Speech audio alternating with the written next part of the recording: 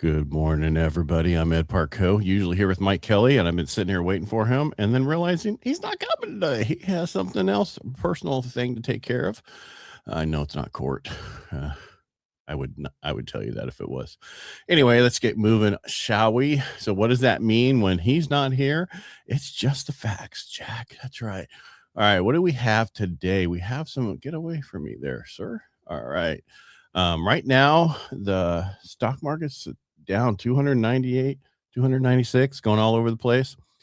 The rates are better by 7 basis points. Woohoo, what does that mean? Not much. The 10-year sitting at 4.21, opened at 4.22. So it's going the right way, but we need to get it to go below 420 and stay there and close, and then we'll start moving the right way. And that's what we're waiting on. Can you go away? I don't need you to quit. There you go. All right. What else do we have going on? What was coming out today? FHFA, Case-Shiller, and also ADP weekly employment data. So let's start with, all right, the Fed's going to be talking tomorrow, but they start their 2-day meeting today. That's right, it's today. And then tomorrow at 2 p.m. Eastern, we'll get their statement, followed by Fed chair press conference. Pretty much everybody's thinking there's going to be no rate reduction at all, and hopefully they don't increase it. All right, what else? We have ADP weekly employment data that came out today. ADP reports shows only 7,750 jobs added per week in the 4 weeks ending January 3rd. This holds January ADP monthly report could just show about 30,000 job gains. Notably, so that's like job creation continues to be mostly from education and healthcare. We don't want it from government. We want it from the private sector. This is a softening trend showing that, hey, the economy's not doing amazing. They're not adding, but we're not losing as many, but they're just not adding as much. And that has probably a lot to do with the AI and everything else that's been going on. We'll know more as each month goes on and on and on. All right, so we had 2 appreciation data coming out today saying how homes have appreciated. First one is Case-Shiller, and that is all homes, any jumbo, everything else, and that is showing a 0.4 of a monthly over month seasonally adjusted, so 0.4 increase. Which is better than they expected. And the year over year is still up 1.4%. This sounds pretty bad when we only have houses appreciation nationwide at 1.4%. But that's still a positive. Even at what we've been through for the last 5 years with inflation and everything else, we're still positive. That's how I look at it. This marks the 4th consecutive month of adjusted gains, reversing a 5-month decline. So prior to this, we saw declines. Now we're starting to see going the other way. Rate drop. I said, well, that's been a while. I might as well get them all out. Right. So, okay, I got them all out. We're done. All right. Rate drops last year sparked buyer demand. This is what they're saying. I saw a really good December. They're saying it wasn't so great, but I saw a really good one. And January is turning into a really good month also.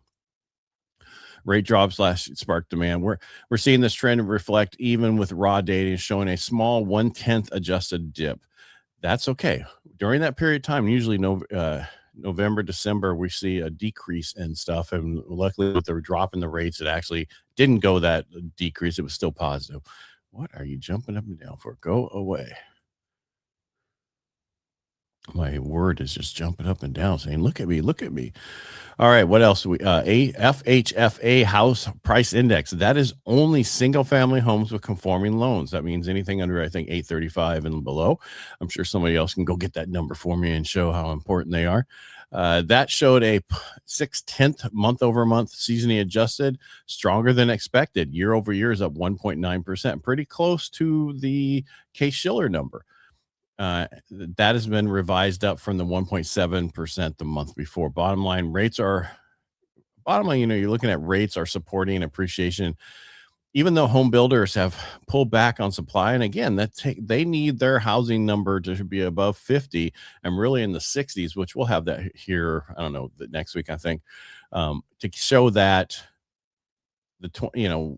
they need those numbers so much higher in order for them to build amount of homes. They're giving those homes away. What I mean about giving those homes away, when they give you $25,000 to buy the rate down and then also work with brokers, that means they have trouble. When they're not giving you money for buying the rate down and they don't work with brokers, they don't have a problem, and they huge demand. And I think we're going to see that this year. I know we've been saying it for a while, but I think we're really going to see it.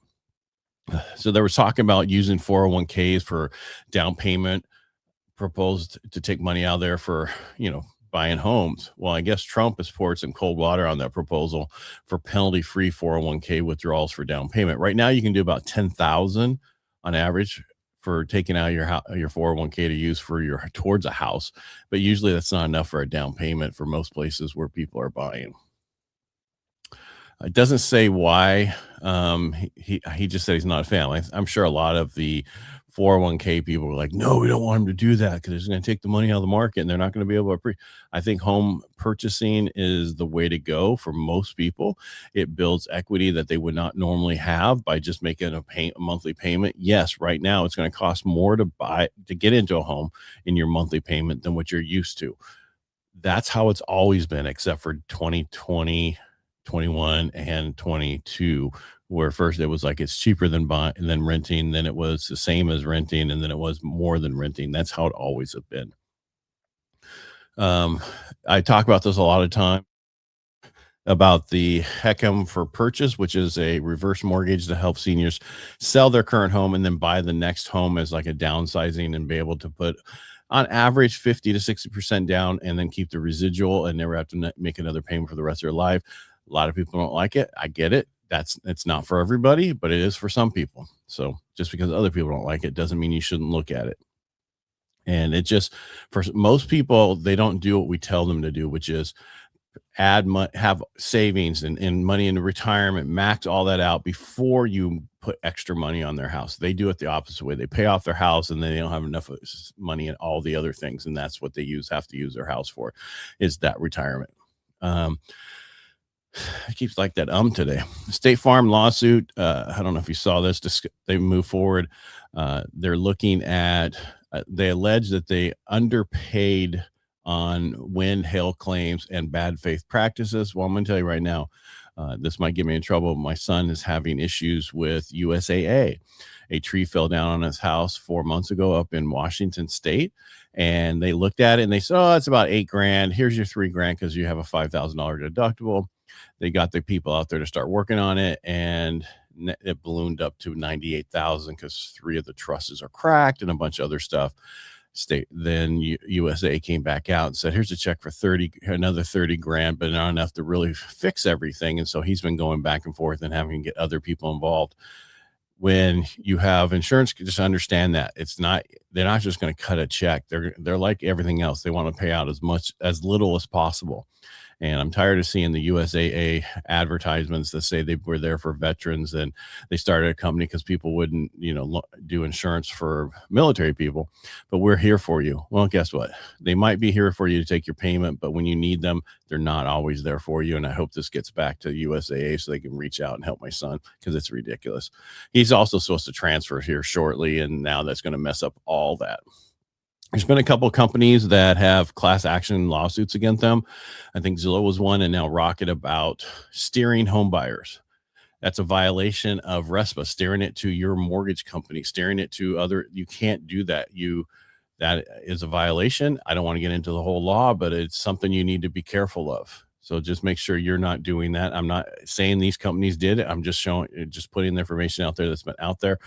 But when you offer them to go to your people, so they were pushed into supposedly less favorable loans, and agents were incentivized to funnel buyers through their Rocket platform. I can see that agents usually get extra money, or they get this, whatever it is. You can't do that. That's just wrong. We have to sign a piece of paper as a broker that we're not steering people into higher rate interest rates. We don't get paid on the interest rate. We get paid on the loan amount, and that's how we don't steer people. All right, what else do we have today? It went away. Where did it go? All right, let me go back over here. Let you know we have this week. And I will tell you what that is in a second because it was moved away. All right. So Wednesday, we have mortgage applications, Fed meeting, and the statement, as I said earlier. Thursday's initial jobless claims, productivity, and unit labor costs. And Friday is PPI again, producer price index. Wow, that stuff's coming. That means CPI will be on probably Monday or Tuesday. I'll let you know when we get closer to Friday because I haven't looked. That just keeps telling, more and more. Why are so many of these reports coming out?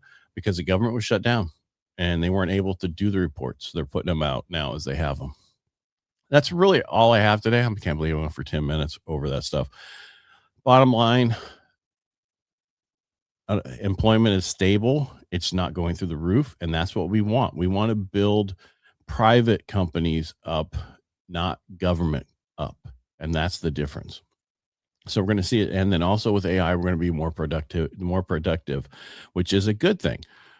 A lot of people think that AI is going to change everything. I don't. I think it's going to falter in about 2 years because it's going to learn everything that's been said and done up to that point. And until we create more stuff, us humans, it's going to get stuck. So it's going to do a lot, but it's not going to do everything. It's the same thing that people said about .coms in the 90s. I know most of you probably were born or not even around then. They said that would change everything. It would be this and this. And it did change some things, but it didn't change. And it's always that way with new things that come out. It's always going to make these changes. And then it all settles down because everybody spent all this money to go towards it. I think it's important. Don't get me wrong.